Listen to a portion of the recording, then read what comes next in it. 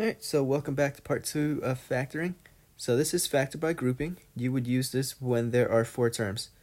So for example, let's say we have 3x squared minus 2x plus 12x minus 8.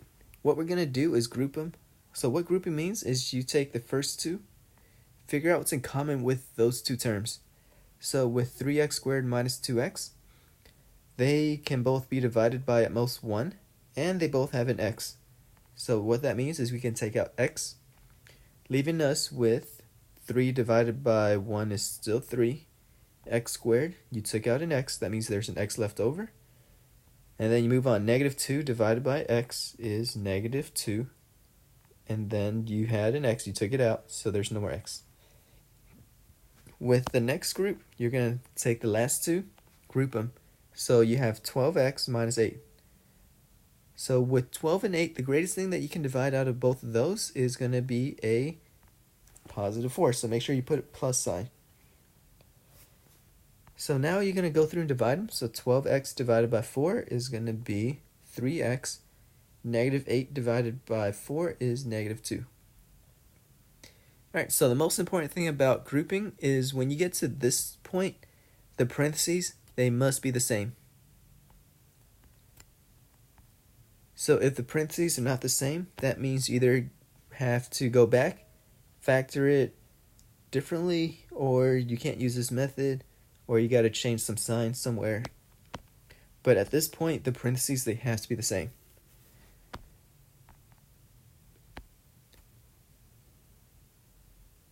Alright, so for example, let's say you, instead of taking out just a positive 4 here, everything's the same. You instead took out negative 4. So right there, you took out negative 4 instead of a positive 4. That means the parentheses, they're right now not the same. The only thing that's different about them is both of them, they have opposite signs. They have completely different signs. So what you can do, instead of taking out negative 4, that would tell you to change it so that it's positive 4. And then the parentheses on the inside, the second part would change so that they are now the same. But we'll deal with that more in future examples. So after you get them to be the same, we're going to group the whole entire thing again. So if you notice, both of the parentheses are the same. So what you're going to do is factor it out to the front. And then the other set of parentheses are going to be what's left over. So you have this x left over in the front. That goes there. You have the 4 that's left over in the front. So that goes there. And that's your answer after you factor it. So let's try this next one.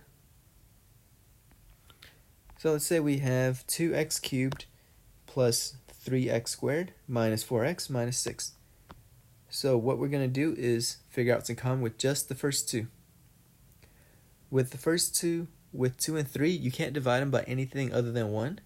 But they both have at least x squared in common. So we're going to factor out x squared. So then 2x cubed divided by x squared gets you 2x. 3x squared divided by x squared gives you positive 3. Close your parentheses. So the next set. Both of these, they're both divisible by 2. But if you look at your sign, the first two, they're both positive. The second two, they're both negative. So what that indicates to you is that you need to take out negative 2. So taking out the negative sign flips it so that way the parentheses, the signs do match. So negative 4x divided by 2x is going to be a positive 2x. Negative 6 divided by negative 2 is a positive 3. Alright, so now the parentheses, they match exactly. They have the same signs with the exact same numbers. So we're going to group it one more time. Parentheses are the same, so we factor it out to the front. So that's 2x plus 3. And then the other set of parentheses are going to be the other pieces left over. So the x squared minus 2. And that's your answer. So it doesn't matter which order you write these. You can put x squared minus 2 in front, or you can put 2x plus 3 in front. As long as they're both there, the order doesn't really matter. Alright, so let's try one more. So we have 6x squared minus 5x plus 18x minus 15. So we're going to start by grouping them. We're going to take the first two, figure out what's in common. Well, in this case, with negative 5 and 6, you can't divide them by anything other than a 1. And they both have an x, so we're going to factor out x. inside the parentheses, we got 6 divided by 1 is still 6. You had x squared, you took out an x, so you got an x left over. And then negative 5x divided by x is negative 5. The second group, 18 and negative 15, they can both be divided by positive 3. So then 18 divided by positive 3 is positive 6. You still got your x. And then negative 15 divided by positive 3 is negative 5. So the parentheses now are both the same. They both happen to be the same with this one. So then you can factor it out to the front.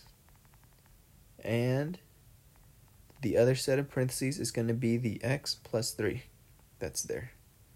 6x minus 5, they're both the same, so that comes out, leaving you with x plus 3 as your other set of parentheses. Alright, so that concludes part 2. Check back for part 3.